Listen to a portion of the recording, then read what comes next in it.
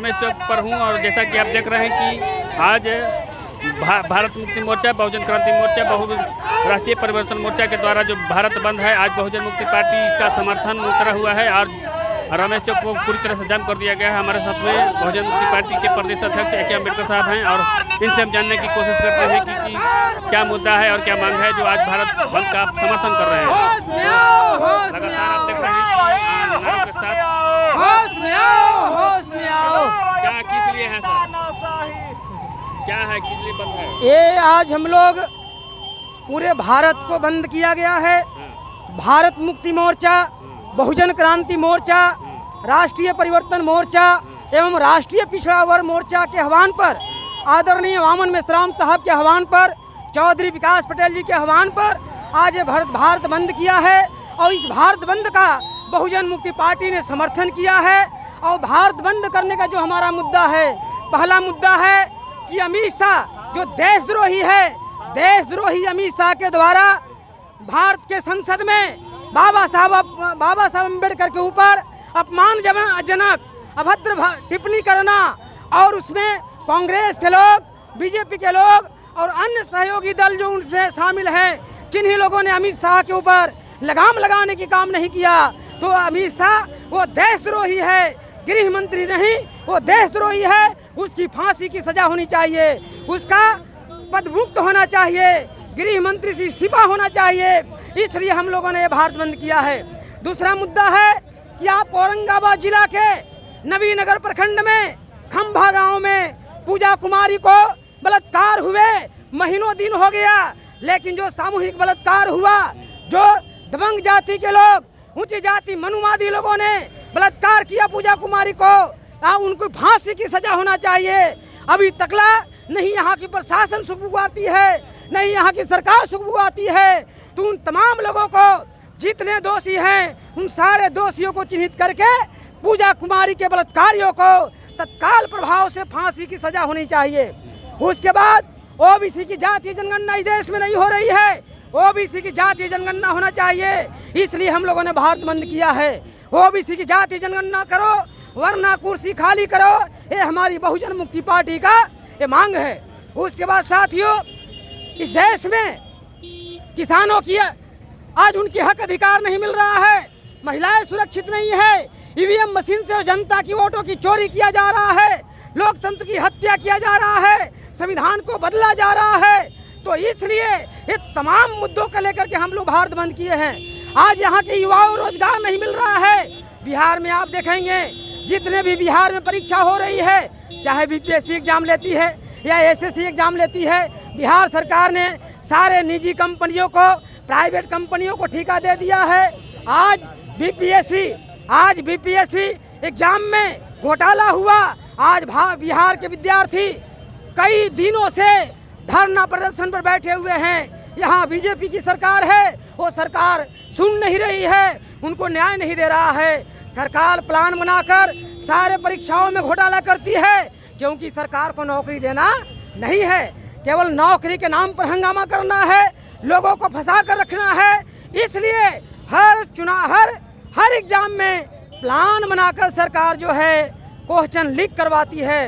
Question कहाँ से जाता है? तो ट्रेजरी से जाता है। जब क्वेश्चन ट्रेजरी से जा रहा है, सरकार की ट्रेजरी से जा रहा है, कोषागार से जा रहा है, तो पेपर लीक कैसे हो रहा है? और अगर पेपर लीक हो रहा है तो करवाने वाली सरकार है, और दूसरा जो परीक्षा लेने वाली और करवाने वाली जो एजेंसी है, जो निजी एजेंसियों को सरकार ने हाथों में दिया है, ये सरकार एजेंसियां मिलजुल करके ये सारा रवैया ये अपनाने में लगे हुए हैं। ये धोखेबाजी हो रही है, छात्रों के साथ में, छात्राओं के साथ में अन्याय हो रहा है, अत्याचार हो रहा है, शोषण हो रहा है, किसानों के साथ में हो रहा है, महिलाओं के साथ में हो रहा है, रोजगार नहीं मिल रही है, नौकरी नहीं मिल रहा है, बैंक बेचा जा रहा है, रेलवे बेच दिया गया, बैंकों को मर्ज किया जा रहा है, LIC को बेच दिया गया, कोल इंडिया को बेच दिया गया, सारा के सारा सरकारी संस्थानों को बेचा जा रहा है। इन सारी बातों को हम लोगों ने ध्यान में रखते हुए भारत बंद किया है। और ये भारत बंद केवल बिहार में नहीं, पूरे भारत के 650 जिलों में ये भारत बंद है। और ये भारत बंद बहुत असरदायक भारत बंद है। ये SC ST OBC और माइनॉरिटी के लोगों ने मिलकर, सारे धार्मिक अल्पसंख्यक लोगों ने मिलकर ये भारत बंद किया है। ये हमारा कोई निजी मुद्दा नहीं है, कोई घर का मुद्दा नहीं है, ये समाज के मुद्दा को लेकर हम रास्ते पर आए हैं। लोगों की असुविधा हो रही है, लेकिन मैं क्या करूं? अरे मैं आपके लिए लड़ रहा हूं, चाहे वाहन चालक हो, टेम्पू चालक हो, रिक्शा चालक हो, बाइक चालक हो, बस चालक हो, ट्रक चालक हो, रेल चालक हो, आपके लिए हम लड़ाई लड़ रहे हैं। ये लड़ाई हमारा नहीं है, आपकी लड़ाई है। आपको लगता होगा कि इनका लड़ाई है, साथियों हमारा कोई लड़ाई नहीं है, ये लड़ाई आपकी है, लेकिन आपको जानकारी नहीं है, इसलिए आपको जानकारी होना चाहिए। ये सड़क पर आकर जब सरकार तनख्वाह हो जाती है, सरकार जब सुनती नहीं है, तो उस बात को सुनाने के लिए संविधान ने हमें अधिकार दिया है।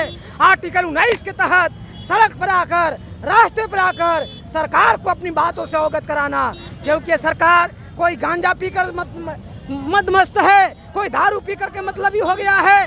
सारे के सारे मस्त मौला हो चुके हैं, चाहे केंद्र की सरकारें हो या प्रदेश की सरकारें हो, ये सारे के सारे सरकार जो है ये सब घोटालेबाजों की सरकार है, ये चोरों की सरकार है। EVM से चोरी करके ये सरकार बनाने वाले लोग हैं, EVM से चोरी किए हुए लोग हैं। इसलिए इसको हमको बदलना होगा, इसको हटाना होगा। जब तक इस देश में EVM मशीन नहीं हटेगी, लोकतंत्र नहीं बचेगा।